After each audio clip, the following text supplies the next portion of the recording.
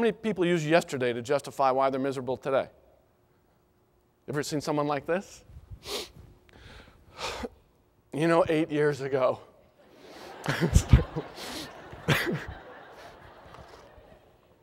That relationship that went bad. You know, if he didn't dump on me, I'd be a happy camper today. What? So you literally have people waking up hoping for a better past.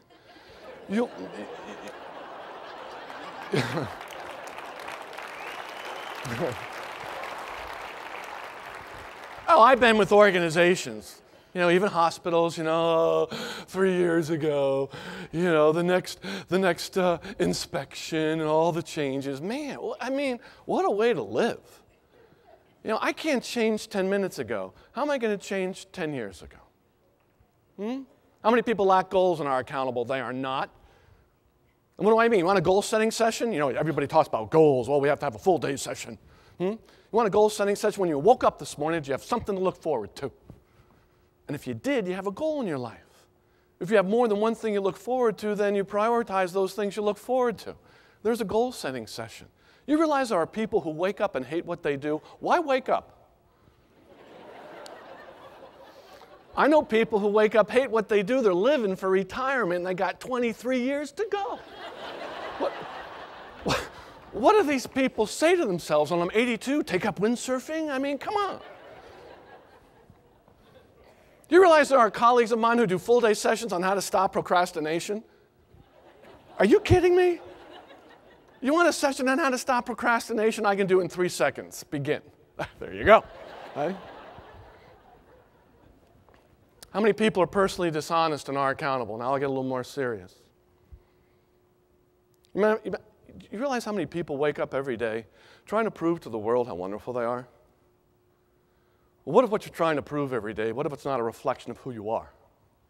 What would make people of wealth and fame and power implode on themselves?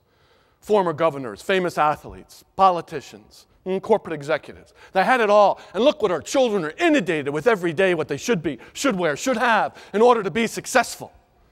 And then we have people, and all of us in this room look up to people who apparently are the ideal of what it means to be a person, and then they basically implode. Why? They had it all. They had money, wealth, and fame, and power. How could that possibly happen? Because when you wake up one day and realize your whole life is in violation of what you project to the world that you are, it might be a little bit difficult to deal with yourself. And I'll get more intent in regard to that here shortly. Question for you. Any of you in this room think there's a direct correlation between money, things, wealth, fame, power, and happiness? There is not. If there were, we could take a little field trip to the wealthiest places in Columbus area, and then wouldn't all the people who have the most stuff and drive the fanciest cars and wear the nicest clothes and the biggest jewelry, wouldn't they then be the ideal of happiness and fulfillment? Well, ladies and gentlemen, why are there people out there who have so much stuff and are absolutely miserable?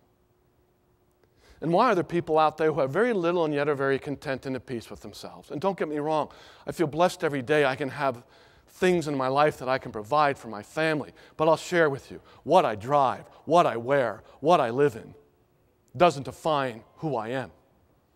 How I treat all of you, how I treat that patient, how I treat my wife after a week on the road, how I treat my children or the homeless person or someone who doesn't look or believe quite the same way I do. I bet you that's a little bit better indicator of my character as a human being than what I drive, what I wear, or what I live in. There is no excuse.